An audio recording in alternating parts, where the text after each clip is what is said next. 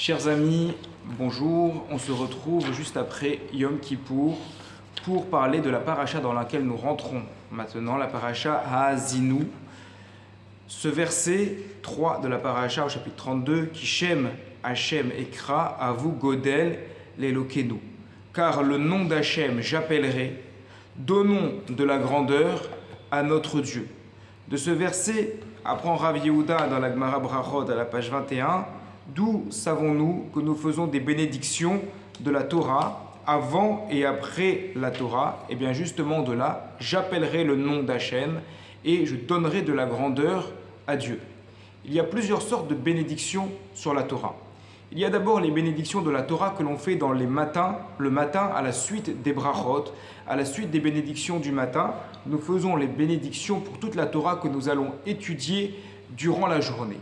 Et puis il y a les bénédictions de la Torah que nous lisons avant de monter au Sefer Torah et après le Sefer Torah. Le Torah Tmima ramène deux points de discussion. Le premier, quand est-ce que l'on doit faire les bénédictions de la Torah avant d'étudier la Torah, celle du matin?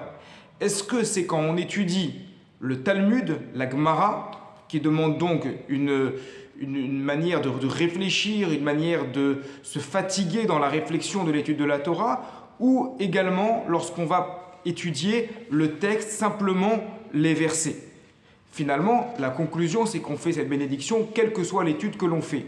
Mais l'enjeu est quand même important, c'est de signaler qu'il y a bien une différence entre l'étude des versets de la Torah et l'étude avec le amal, avec la difficulté, avec le fait de chercher une chose à l'intérieur d'une chose, comme disent nos maîtres, l'étude complexe du Talmud qui va mener à la halakha. C'est donc une première réflexion, premier point de discussion. Et puis il y a un second plan. On remarque qu'effectivement, lorsqu'on monte à la Torah, eh bien, on fait des bénédictions avant le passage et puis après le passage. Par contre, quand il s'agit de l'étude de la Torah, on va faire des bénédictions seulement le matin, au début, le matin, donc dans ces bénédictions qui suivent les brachot matinales, mais il n'y a pas de bénédiction à la fin.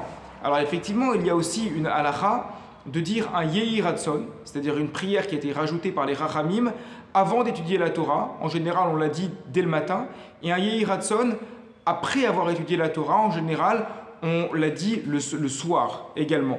Mais là, on parle des brachot, les bénédictions. On dit la bénédiction le matin, béni tu es Hachem, Asher Barar Banu Mikol Amim, qui nous a choisis pour la Torah. Mais le soir, il n'y a pas cette bracha. Avant de se coucher, on ne fait pas cette bénédiction-là. Pourquoi?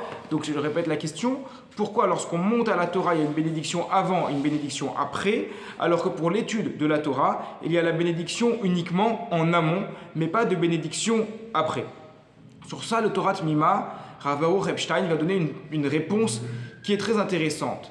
Lorsqu'on monte à la Torah, on sait quand est-ce que commence la montée et quand est-ce qu'elle termine. Si on monte le premier, le Kohen par exemple, il sait que sa montée commence à tel verset, elle va terminer à tel verset. Pareil pour le Lévi, pour le second, pour le Israël, le troisième, et ainsi de suite. Donc, la lecture de la Torah, c'est quelque chose de délimité, c'est fixe. Par contre, l'étude de la Torah, c'est différent. L'étude de la Torah, il n'y a pas de limite. On ne sait pas quand est-ce qu'on va terminer l'étude de la Torah. Donc le matin, on va se lever, on dit je fais une bénédiction pour étudier la Torah. Oui, mais quand est-ce qu'on termine? On ne termine pas.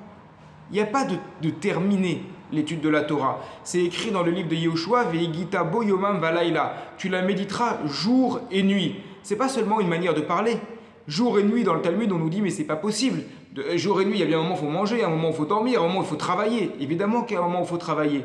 Mais la spécificité de notre rapport à la Torah, c'est qu'on est le matin, on est à la synagogue. Après la synagogue, c'est très bien et très recommandé dans le Shulchan Aruch directement de se fixer un moment d'étude. Admettons qu'on va se fixer 1 heure d'étude et puis on va partir travailler. Mais c'est pas parce qu'on est parti travailler qu'on a mis la Torah de côté, pas du tout. On a toujours un sujet en tête, on a toujours une question en tête. Eh bien, on a une pause. On va poser la question à son Rav, on va ouvrir une Gemara si on est autonome soi-même dans l'étude de la Torah, et puis on retourne au travail. Et le midi, c'est pareil.